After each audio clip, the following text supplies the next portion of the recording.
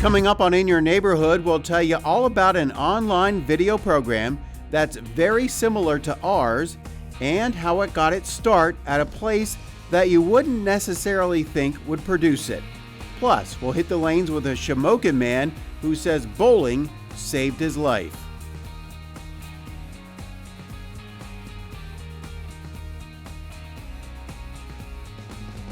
This episode of In Your Neighborhood is brought to you by Penn Teledata, serving Pennsylvania and New Jersey with reliable and fast internet. And the Standard Journal, connecting the Valley to print and digital.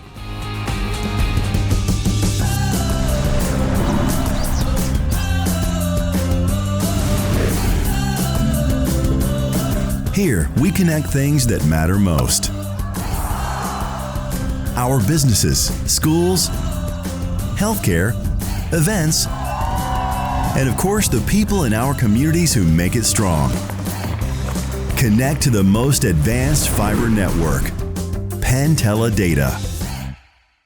In the Standard Journal, News Item, and Weekender, we have you covered from local government news to school district announcements, high school activities and achievements, local college news, and all the local news and sports in your communities. Plus, you can find all the latest features about your neighbors and friends in the Weekender. Serving the central Susquehanna Valley since 1890, we are your source for local news, sports, and weather. Be sure to keep up with breaking news on our Facebook page, The Standard Journal, News Item, and Weekender. Call us or visit our website and subscribe today.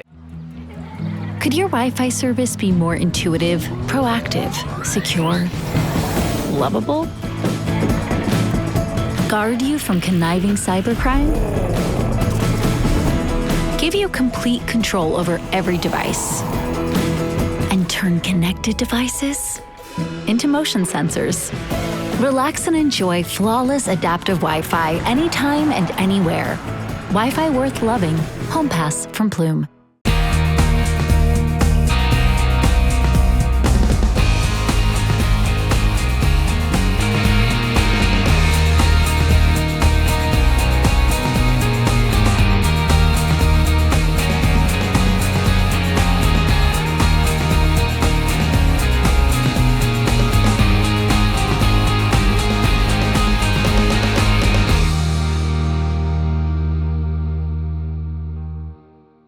Welcome to In Your Neighborhood. I'm your host, Chris O'Rourke, and no, I'm not changing mediums.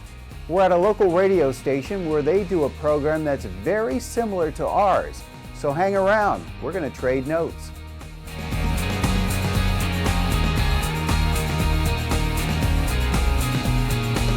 The temperature of the oven, the bean temperature itself as far as how fast it's absorbing heat.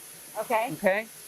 And then we have how the actual temperature of the beans inside of the oven, just like putting a meat probe into your meat. So there were some amazing things that came out of the overwhelmingly negative pandemic, and this was one of them. Around the Valley was WGRC's effort to get out there and be among their listeners at a time when that was really something people weren't doing, including the Christian radio station that loves to do just that. So 5 years ago, current station manager Dave Jones and his former morning show co-host embraced this new multimedia form, new for them at least, and got out there. We had people submit that they had something about WGRC in their yard. Whether they put a sign up or they made a poster or they did chalk art somewhere, somehow said WGRC, and they sent it to us saying we have, this. And then so we randomly picked some in our 22 county listening area, and then she and I spent the whole day driving to hand selected ones to see if it was there and see if they were out there. And if they were out there at their WGRC and whatever they made, we had a prize pack for them, and we would chat with them. And so that day we drove 250 miles, making a big loop to meet these people. And it was so much fun that we decided, well, let's go out more. From there, Around the Valley blossomed, becoming a monthly feature on their website and social media. They envisioned it as their version of Mike Rowe's Dirty Jobs, learning someone else's craft, livelihood, or hobby. When Wanda Miller joined the fold as Jones's new co-host 3 years ago, she jumped right into the video production, joking that 3 days into her job, she found herself crammed into a tank with Dave and barely knew him. Since then, they've tried making cookies, twirling pretzels, and tasting different kinds of coffees. Wanda, being a foodie like me, loved the cookie segment. Dave's favorite, a visit to Timothy Hughes' rare and early newspapers in South Williamsport, a business that collects newspapers so old, we're talking Ben Franklin signing them old. So how do you find out about these segments? Well, it started out with Stephanie and I, and then Wanda and I just driving around looking for places that would be interesting. And then we get a number of them from listeners. Mm-hmm. They'll say, hey, I do this, or this is my business, or this is my hobby. And we go there. And then now we have a gentleman here, producer Steve, we call him. He's kind of taken over the searching places out. He does phenomenal. Yeah, he does. His schedule allows him more opportunity to go out searching, and then he does great at scheduling things. So now he finds them, and he'll say, hey, what about this idea? And 9 times out of 10, we go with it. Okay. These engaging interactive segments are just the latest way for radio to step out from behind the mic and be visible. Jones says radio is alive and well, but very aware of the changes swirling around it. Around the Valley was one way to branch out, streaming was the other, and there's plenty of that in the works. WGRC was established in 1988, and through frequency acquisitions, it has expanded to cover 22 counties. Its online presence reaches around the world, with the crew hearing from listeners involved in missionary work as far away as Moldova, a former Soviet republic. Back in their traditional element, the pair worked the morning show on this chilly December day. As they get close to signing off, they're joined by Courtney Schuster, who takes over at 9. Today's theme, Absurd Things in honor of National Absurdity Day. Despite being a team for only 3 years, Dave and Wanda have had that day one rapport. We gelled right away. Wanda's personality, her openness, her vulnerability, and her humor, I think, complemented mine, and it just became she brought out more of me, and so I think together our styles and characteristics, they complement each other, and it's like the morning show's been blown wide open since she came because it allowed us both. Yeah, it's very, we gelled immediately. The online or on-air chemistry was instant. He's very much like the big brother I never had.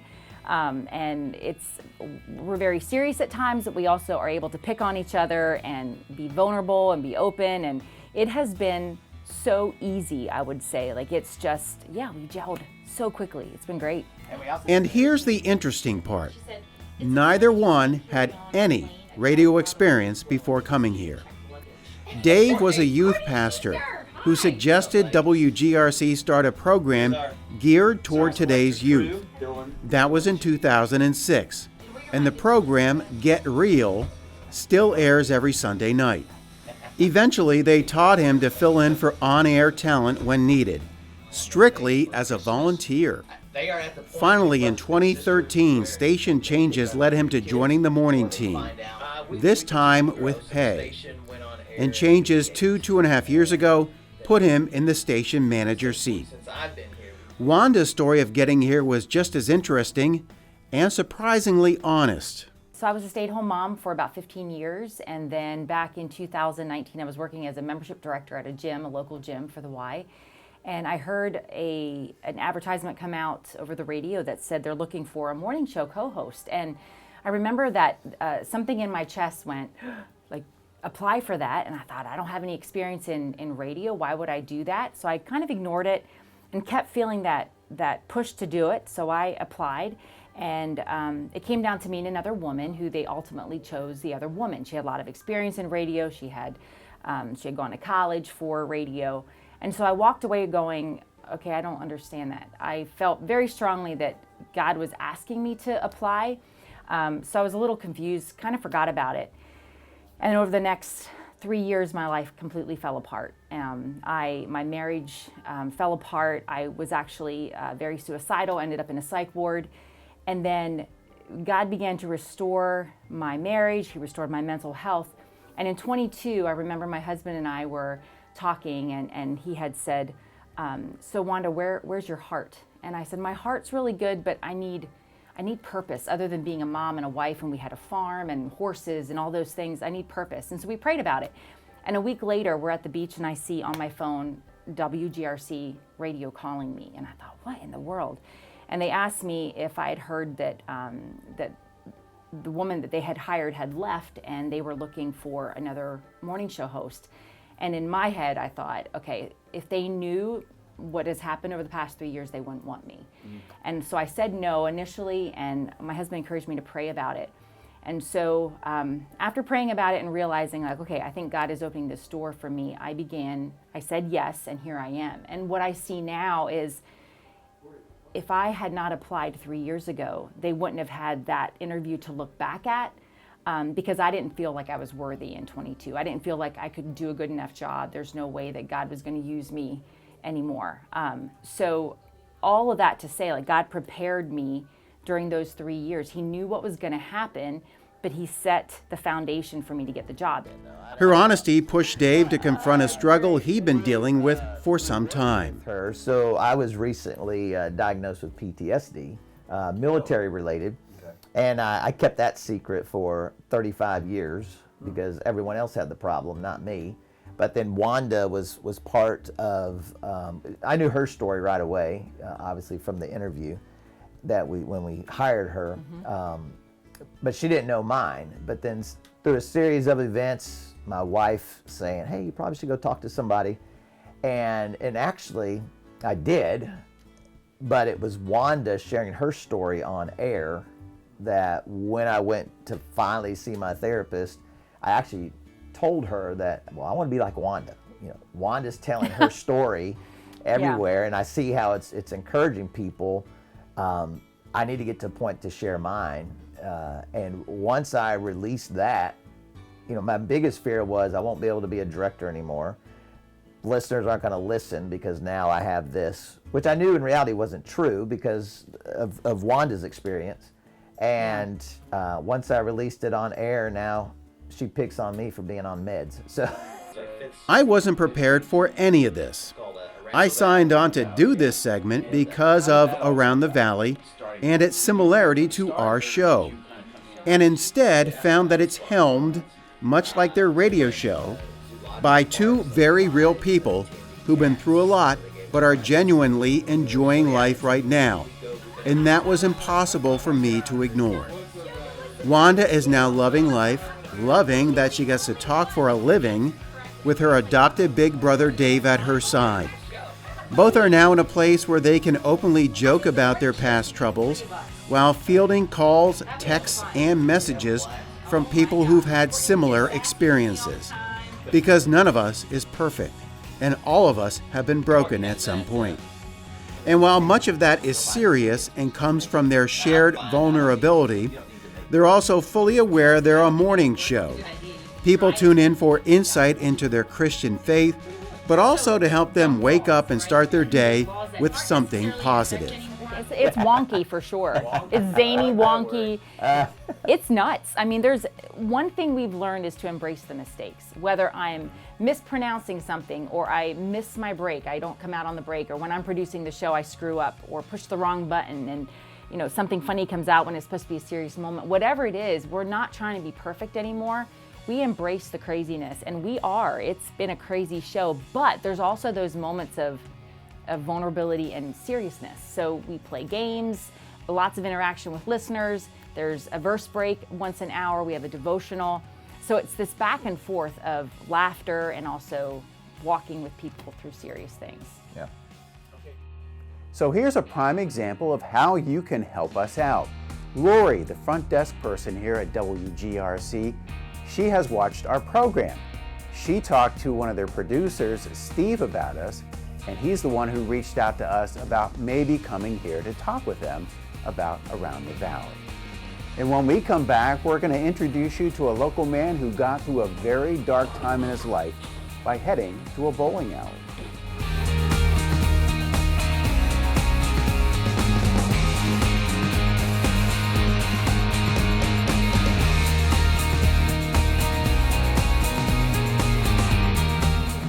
Could your Wi-Fi service be more intuitive, proactive, secure, lovable? Guard you from conniving cybercrime?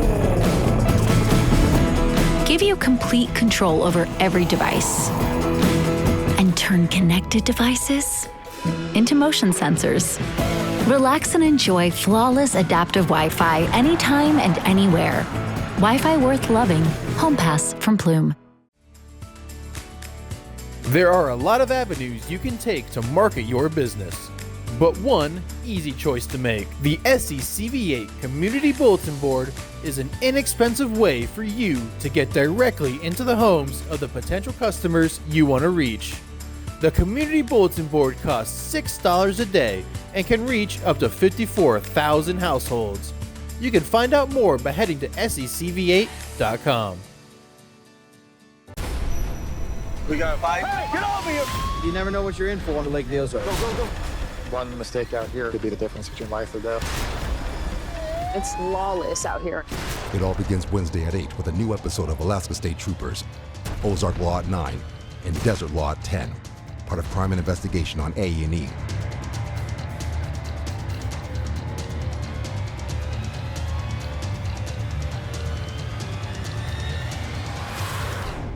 They weren't looking for history. Susan was going through her belongings. The piece becomes recognizable as a missing Da Vinci. But history found them. This is one of the most sought-after coins in history. It could all be hiding right under your feet. Mysteries Unearthed with Danny Trejo. New episode Tuesday at 10. Only on the History Channel.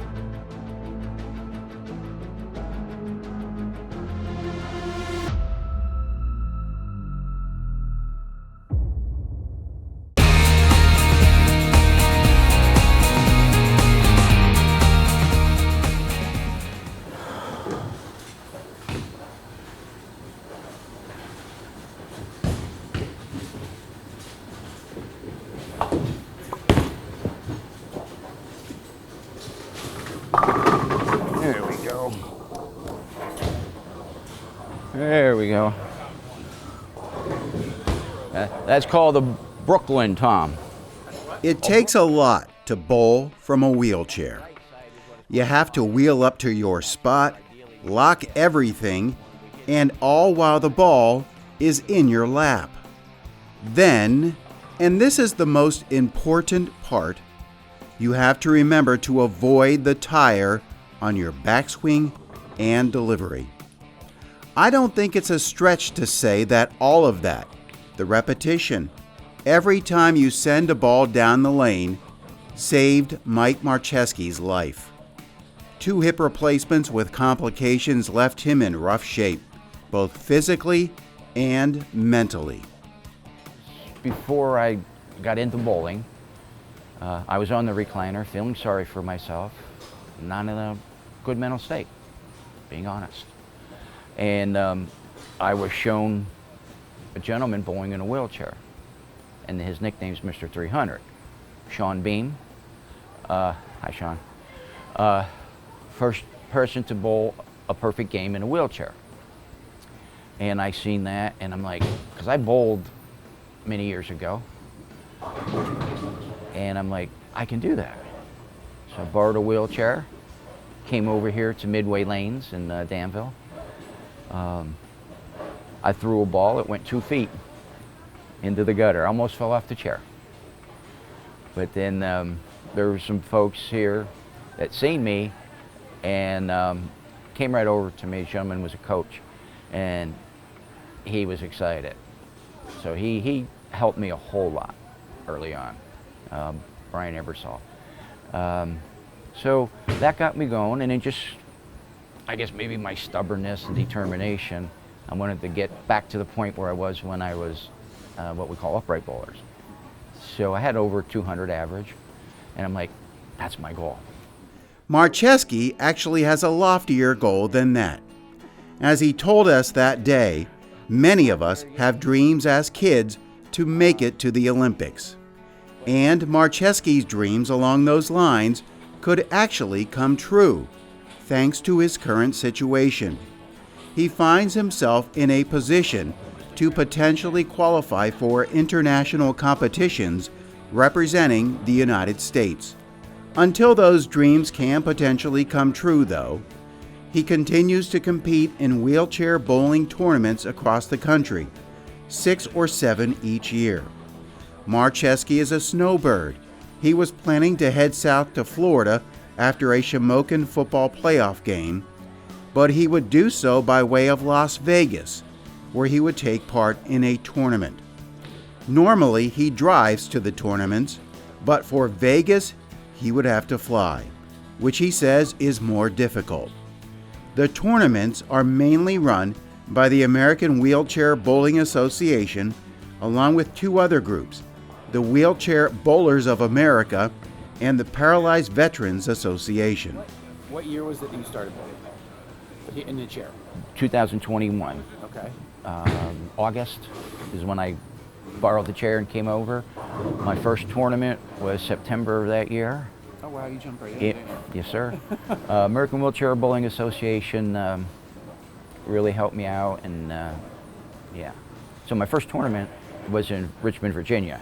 I happened to win. So of course. Oh, you happened to win? Yes, sir. Good for you. Yes. So how quickly did, when you started bowling in the chair, how quickly did your mental state, did everything turn around for you? It sounds like it's pretty quickly, because you started in August, you were bowling in a tournament in September. Well, that wasn't easy. Okay. Okay. It's gotten easier because I've learned to adapt. And that's what adaptive sports is a term used in Paralyzed Veterans Association a lot, is adaptive sports. So not only do we have adaptive sports with the wheelchair, but we have to adapt mentally. On this Monday in November, it was a ladies' day at Midway Bowling outside of Danville. So there was plenty of activity at the one end, and a few stray bowlers near all of that action. Meanwhile, Marcheskie was down at the other end by himself, working 2 lanes. He comes to Midway because owner Stacy Barker has been very helpful, and his hometown of Shamokin doesn't have an alley. He says that initially he brought ramps here, and is finding them more and more at other spots, and of course, they have them at the tournaments. But there is another thing we should point out. Despite the 2 bad hip replacements, Mike can still get around with a cane. He only needs a wheelchair to bowl. He hasn't tried bowling standing up, but knowing the difficulties he has walking up a step and the weakness he feels, bowling from a wheelchair is his only option. While bowling has not only helped his mental state, it has helped him develop better eating and physical habits. Of course, Marcheskie's Marine Corps background has helped, along with his deep faith in God as a former pastor. Mike is also quick to point out that although it did get him out of his recliner, there is still a mental aspect to the sport that he has to conquer. The hard part of bowling is to shut the mind off from thinking. Oh, okay. So I'm learning to shut the mind off and just bowl. And it took a while. It was difficult. At first, it seemed like I got good right away. And then, that's where the mind starts going, because then you start watching videos and you hear people, oh, try this, try this. So I've tried about everything over the past 4 years. And finally, I told myself, stop. Stick to the simple, the old KISS method.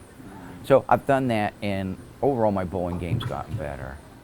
Marcheskie was having an off day on this Monday, having trouble shutting off his mind to the fact that he was leaving himself with plenty of splits.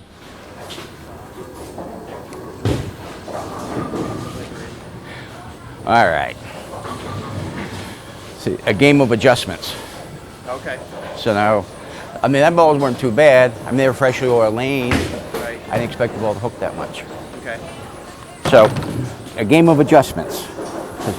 Again, each ball is designed to do something different. Oh, okay. I thought you were just going back and forth with. Well, we go back and When forth. it comes to bowling and me, no ball seems to make a difference. But when Mike offered to let me bowl from his chair, I jumped at the opportunity. I didn't have to strap myself into the seat like Mike, but the first obstacle was even getting the chair to the top of the lane. And I wasn't too bad at that. This was my second time operating a wheelchair. I had played in a wheelchair basketball game around 1990. Once in position, Marcheskie had to show me how to lock everything on the chair. Okay. So try and line yourself up straight. All right, so you're straight. Yep. So we're gonna hot that one. You do this one too? Yes. And then on the side, you also have these locks. They're called caster locks. How you did that? You just turn that in, it locked in. Oh, okay. So, do you want to take a practice swing without the ball? And then after a few practice swings, I let go. Yes, slide over as much as you can. Remember, keep away from that tire. Okay. All right, let me out of the way.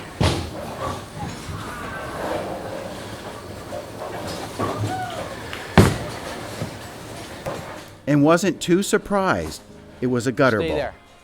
After a few tries, I was able to knock down a few pins.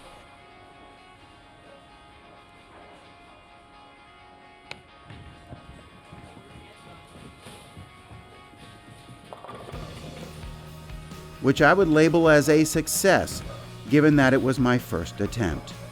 What got me, though, was the pang of guilt I felt when I was done and able to get up out of the chair to walk. It didn't take long for Mike to get back in the chair and get bowling again, something he does just about every day. And that will continue as he sets his sights on heading a little farther away than Las Vegas. He knows who his competition is, 300 bowlers like Brooks Martin, George Holscher, and Sean Bean. He sees them at tournaments all the time and tries to pick up little things to help his game. All the while, he works on what he considers to be the keys to his future success. I went to therapy, and my therapist told me because of my condition. He said, Mike, the day you stop, you're going to become an old man. That was 4 years ago, or so, 3 years ago. And I don't stop. I need to. When I sit is when it's kind of worse. So I'm always active.